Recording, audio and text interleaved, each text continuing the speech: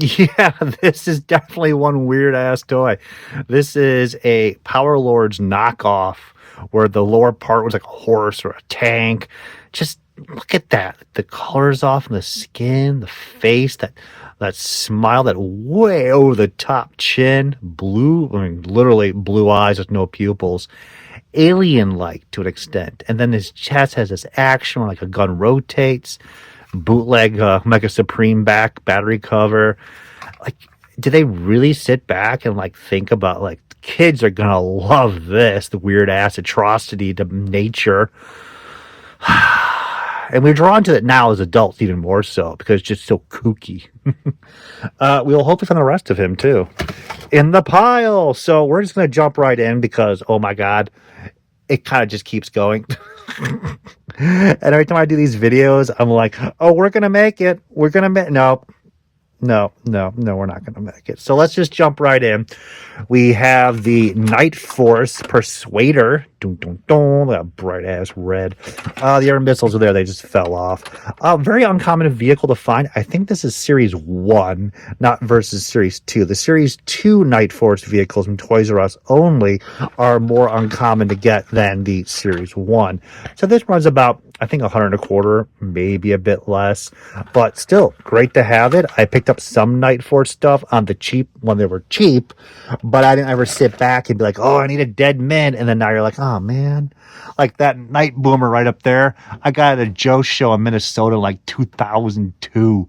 It was, I think it was like $150 loose complete. And I took it and I did the joint where you make the wings expand really fast. I just did it over and over, and the whole front landing gear cover snapped off and just flew off at the convention. And I was like, oh, maybe these are fragile. We have the wacky, but we're happy they made it, Beetlejuice car. I mean, I loved the Beetlejuice animated series as a kid, and I'm still upset they didn't produce the actual toys, though I do have a few of the prototype samples from the unproduced animated series. But this car could be wonderful between the live action as well as the animated series. And I think that's why they made it, because they were thinking about getting both lines produced, and this would sell to both of them, even though this came out before the animated series was to be made. And the snakes pop off. They rotate as the car moves. You know what? It would have been hilarious if this actually was in the Beetlejuice sequel movie that came out, which was absolutely atrocious. I was so excited. And then the first 20 minutes, I was like, I know they have to build character up, but this is taking a while. And then after like halfway through, I'm pausing it. That vehicle runs about 20-25. No one's like going crazy for it, but it's well loved. We have some Berserkers from Thundercats. Hell yeah, they're in very nice shape. I am pleased I kept these. My Thundercat collection is not in this room, but I think I just ended up taking the tubs of things to be kept and kept pushing them in this area. I knew some magical day I was to go through them. Crusher, he was supposed to be the more uncommon of the four figures that were produced. I don't know if there's any truth really to that, because maybe the mechanism they had some issues with, but he doesn't really command much more money than the other characters. I think they still run about $25-$30 each. Giant bag of Transformers vintage red decoys. I'm looking these over, and these look to be actual American ones. In Japan, you can pick these up for like $1 each, the actual Japanese ones. And they'll have different numbers on the back of the characters versus the release in the West. So this is good. Not all of them are mint, but they're about $5 each. And we'll find out, we go through the G1 stuff shortly, how much I need. We have another sludge in, oh my God, actually it's really, really nice shape. That's why I would keep these things, to replace my collection. We already found a sludge in the previous video, and I already have probably a sludge in the box, so we're sludging out. About $60 in this condition. Dinobots will always be forever. Like, they're just, it's perfect. Transforming robotic dinosaurs. It's like, they should have made more. They should have just been like, Takara, make more, damn it. And they're like, no, we're going to make some more cars. Like, dumbasses. We know what the kids want. Batman Beyond, this market has not gone anywhere. I still love the series, even the original Batman animated series. The figures run about $4 each, and I have a Batman tub, but it was not in here. I kept putting the Batman stuff like an idiot in here. Dun dun dun! Air Raiders. So this was the oh my god, my name's escaping me at this late at night of the actual different characters. The tyrants and the it's escaping me, guys. It's escaping me. Missing the hoses, missing the missiles. These usually don't turn up in nice shape whenever you find the larger vehicles, but they're still common enough that you can pick them up in clean shape boxes, dead stock, unused. This probably only runs about 25 loose complete, probably about 75 box. The line was Hasbro's answer to the small minifigure craze of Mask and Dino Riders and so forth. But Air Raiders just didn't take off, literally. The pumps didn't really fire the missiles too well at times, but they were wonderful vehicles. The figures could have been painted a little bit more. I think the posability kind of diminished its play value, and that's where they got hit. They should have bent in the knees. That being said, the entire line, I believe, was actually exported to Asia or South America, or actually in Europe at all. And that's why there's not too many collectors of this line in comparison to Starcom, Dino Riders, Mask. But I still like them. We have the Robot Rider from Buddy L. So many companies were realizing that they have a tough competition in making their own toys. So they're like, hey, let's make things that are compatible with those toys. So this is Robot Rider. A nice cool ass robot in there. Dun dun dun.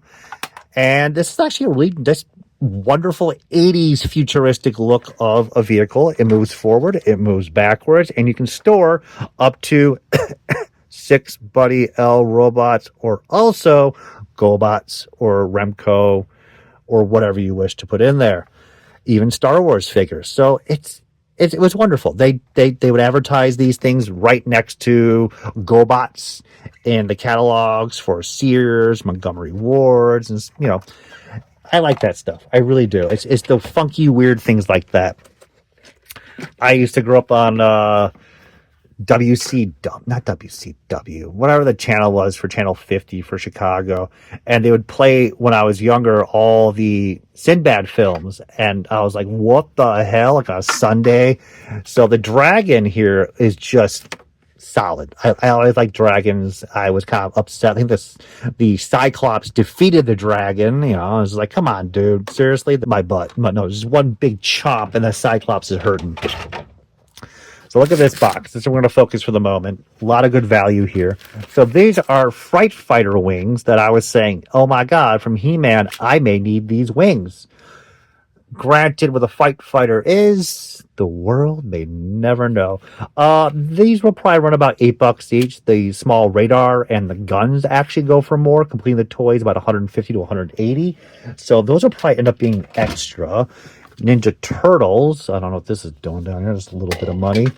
G.I. Joe. I'm shocked that's here.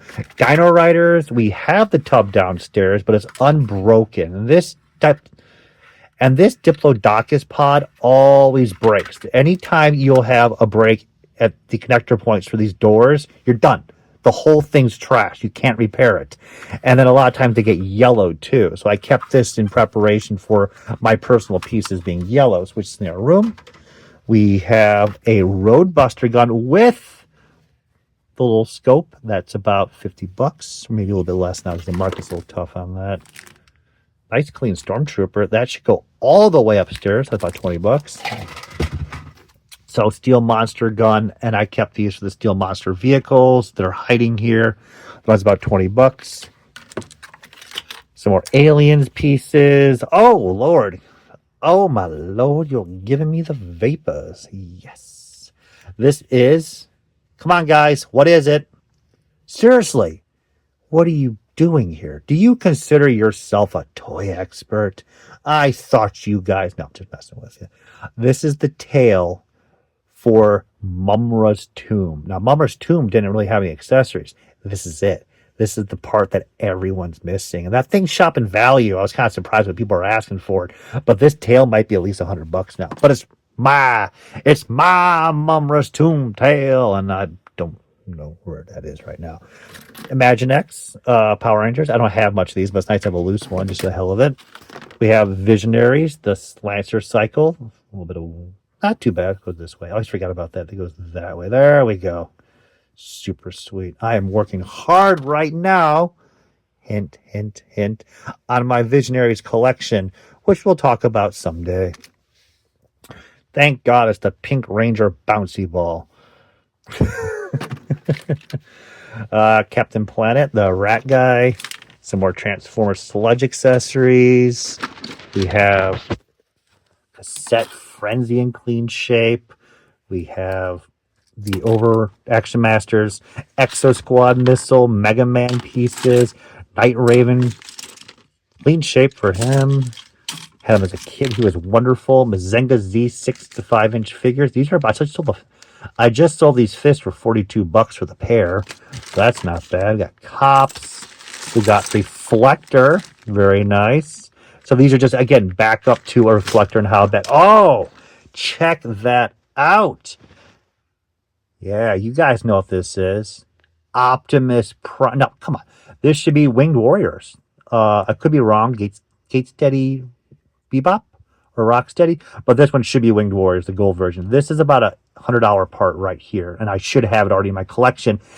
And yes, all the turtles are organized. They are behind me, and I can just do a quick check and we're good to go. So that's great.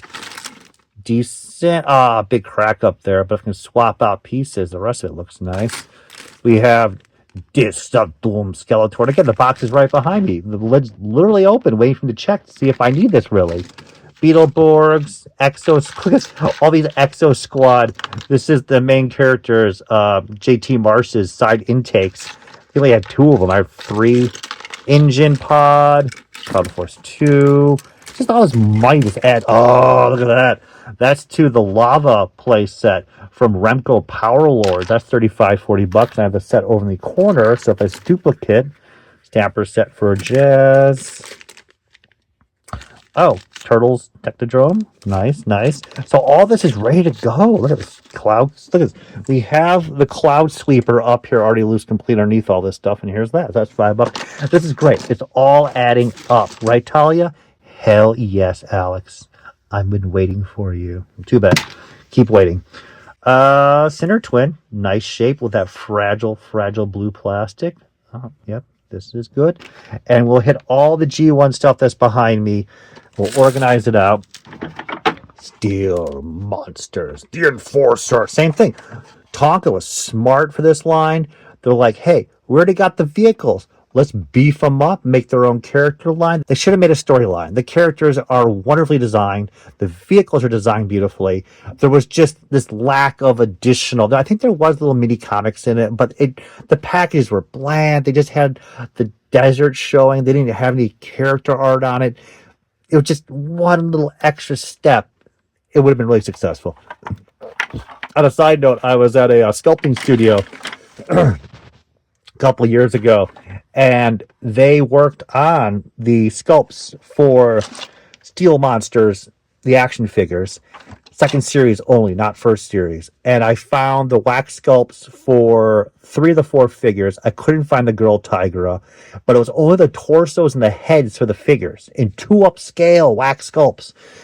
And I was like, where are the damn arms and legs? I kept going through the boxes and I was there for a very, very long time in multiple trips. And in the end, I realized was that Tonka was a little bit cheap. Hence back to our discussion about the package art for Steel Monsters.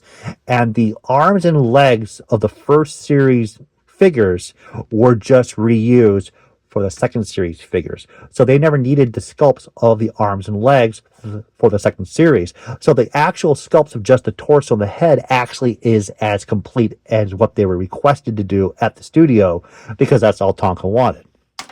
Kind of made me sad a little bit.